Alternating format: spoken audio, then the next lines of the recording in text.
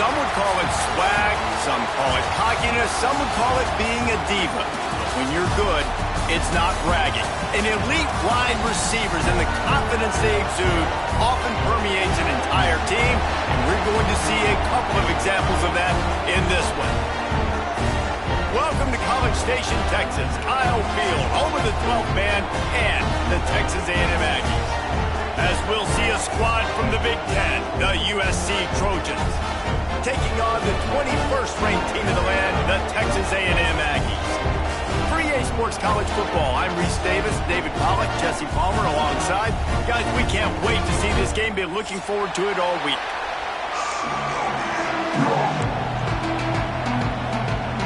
And the Trojans will get this season underway as toe meets leather.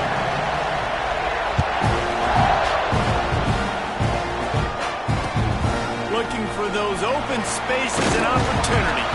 Didn't find any crease in that kickoff coverage, and he'll be stopped at the 17.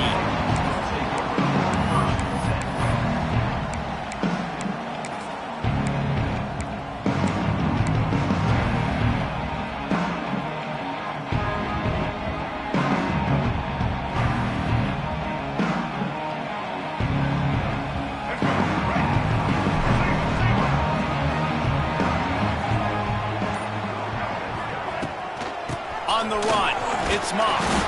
They'll knock him down after a pickup of 1 to the 18. Always fun when you have two big brands like the Trojans and the Aggies square off. They did meet a year ago in the Vegas Bowl, and I'm not sure the result was the one that many of us had in the cards with SC coming out on top. No, how about the Trojans last year? Start the year strong versus the LSU Tigers, SEC. Ending the year strong against A&M, the SEC school. And Jesse, the fourth quarter run really... Intercepted, and the first drive ends with a pick.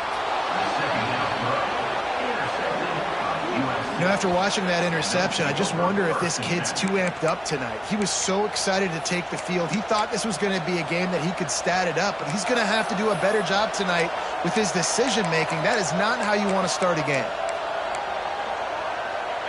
This crowd trying to make life miserable for this offense. Scanning the field, it's Mayava. Finds the tight end. That completion gets them inside the 10, and the defense is running out of room to defend. And that's why QBs love their tight ends so much, right? Especially when they're athletic, because they make short throws turn into long gains. Because of his ability after the catch, it's so unique and special. He is dominant in this offense. The Trojans have it in scoring position on 1st and goal.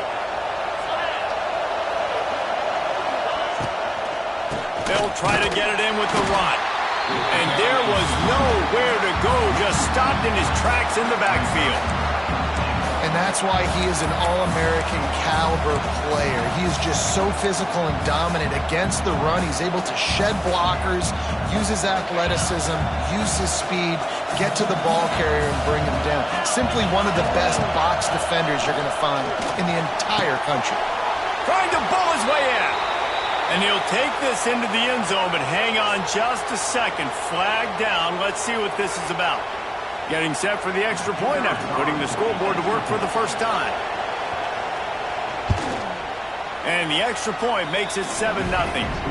Quick strike offense on that 3-play scoring drive. And they finish it off by connecting from 10 yards out. Kickoff unit on the field, and this defense will be called on to protect this lead. The returner will field it and try to do some business.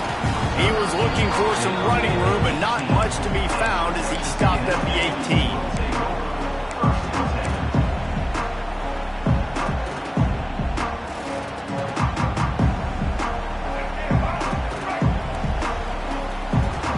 Wants to adjust the pattern. The give to the back. Just searching and working for the running room as he gets it out to the 26. Guys, let's take a second here and think about Texas A&M. You start the season top 25. Clearly expectations are flying your way, but with that might come some roadblocks. Well, I think you got to take every week and every opponent one at a time. The number beside your name doesn't matter right now. The number matters late in the season. So you want to start the season fast. You want to be gelling on offense and on defense. I think that's the challenge early. Absolutely. Figuring out who you are. Obviously some talented pieces, well thought of in the top 25, but a lot of season to go out and prove it. Day one, game one. Make that first impression.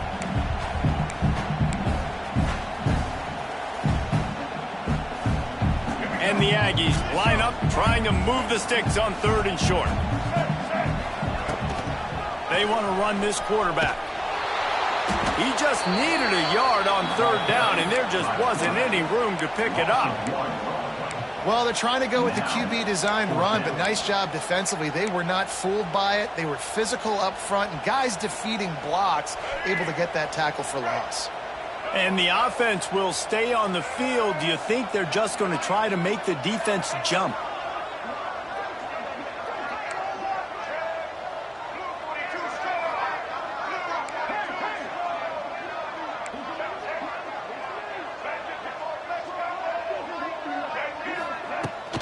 Trying to do it on the ground.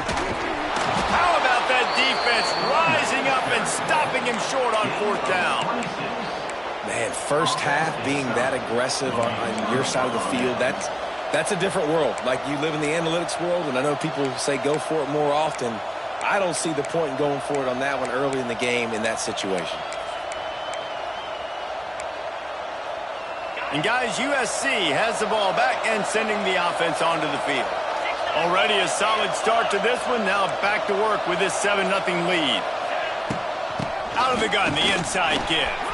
Oh, he's getting ahead of... Got enough space. And he rolls into the house. Touchdown, Trojans. Yeah, and now this offense building that lead. It's still the first half, but I'll tell you what, shown some glimpses of why they could become a really, really good offense. Listen, you go into halftime, more of the same, right? Continue to do what you're doing, take care of the football. This offense has looked really good in the first half. The kickoff unit is out there, and boy, did that last drive quiet this crowd. And he takes this from inside the 5. Not a lot of space to be found. Good hustle by the coverage team, and they stop him at the 21.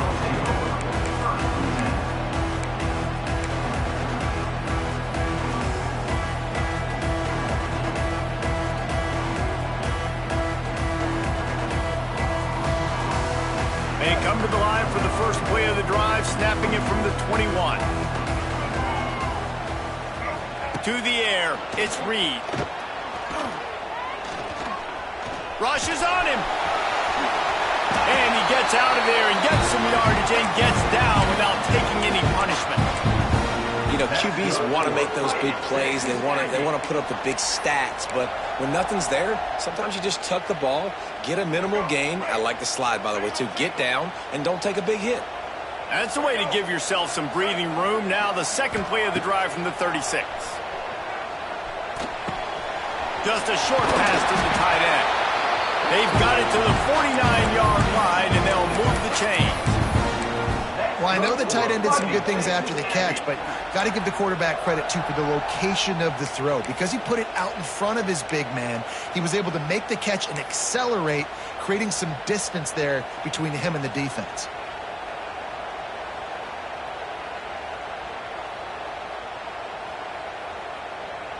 It'll be a first down from the 49-yard line.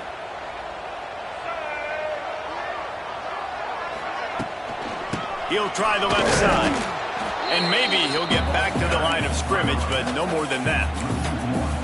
Just think such a big part of this offense is being physical and establishing the run game. They haven't had a lot of success offensively early in this one, and that's why right there, they're not able to get this guy going yet. That's got to change as this game goes on. Lost one on that last one. It's 2nd and 11.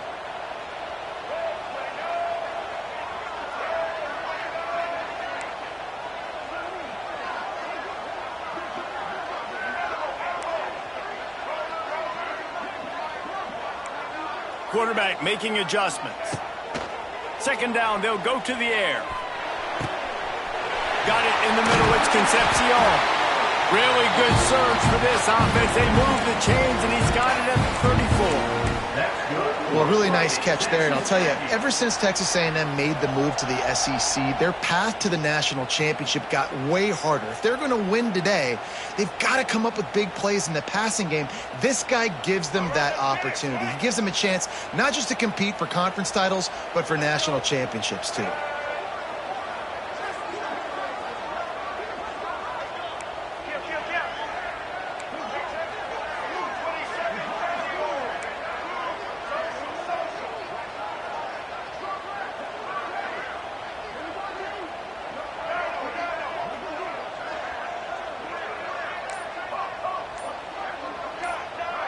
Back to pass, it's Reed.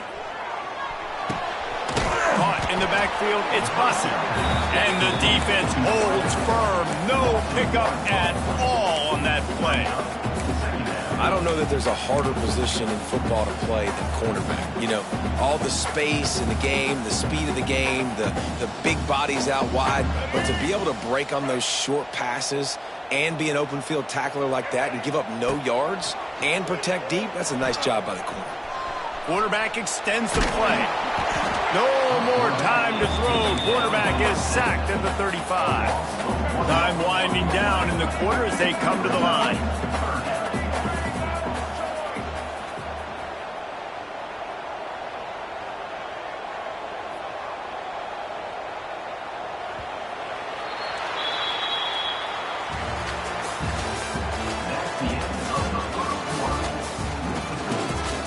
USC 14, Texas A&M 0.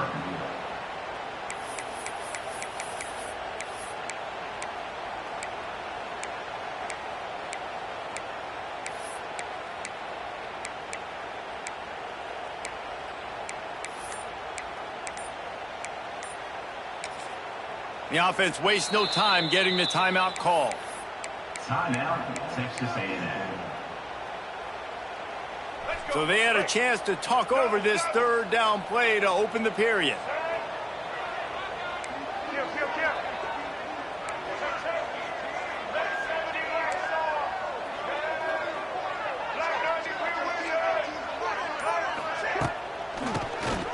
Tries to do it himself on the draw.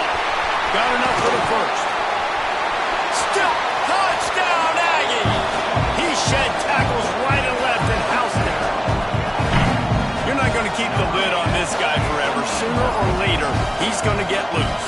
He is. He's a bad mother. Shut your mouth. I mean, this dude can make plays. That's why you keep feeding it to him, because at some point, he's going to break it loose and make a huge play. We check in with Kevin Connors. What's going on, Kevin? Boys, if it's happening in college football, we've got eyes on it. Check this out. Florida is currently ahead in this one, but it's been a close one so far in the Swamp. They're up by 7 over Buffalo. Any big developments in this one, we've got you covered with the best studio team in the business, gentlemen. Oh, and how about that? I know Kevin and those guys will be keeping an eye on it for us. The drive starts from their own 25-yard line. They go to the ground. Tackle is made at the 28 after a pickup of 3. And I kind of like how the running back didn't mess around. Like, just get downhill when you see an opening. A lot of times they close so fast, man. Be decisive, stick your foot in the ground, pick up 3 to 4, and we are not going to complain. Almost intercepted. It'll fall incomplete. The defense almost came up with a turnover. Great coverage, great break on the ball. Had a chance to really make a big play and maybe even take that thing back to the house. But you got to secure the catch. We like to hit people more than we like to catch balls. The 12th man putting a stamp on this game right now and bringing it on third down. Back to throw. It's Mayava. Bought a little time, lets it go. This time he's got it. Coming through that third down conversion, and they'll mark it at the 43. It's a nice job running the in route there by the receiver, and the best thing he did after he made his break, he didn't trail and fade away. He actually attacked the football. That's a good lesson for young receivers out there watching. And the Trojans will snap it on 1st and 10. The give to the back. stopped at the 47-yard line, a 10-yard gain, and they'll move the markers.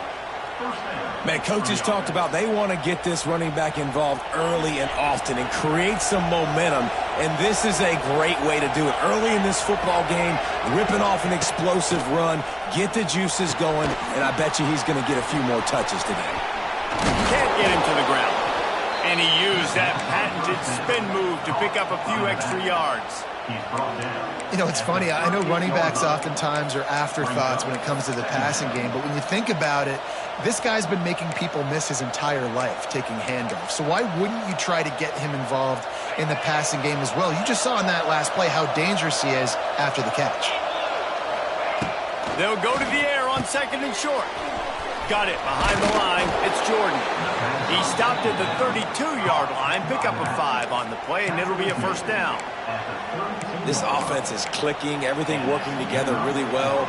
Coordinator, quarterback, offensive line. Good rhythm, good flow. Defense is going to have to find something to kind of mess up this timing they got going on. They've got it down to the 32. 1st and 10 coming.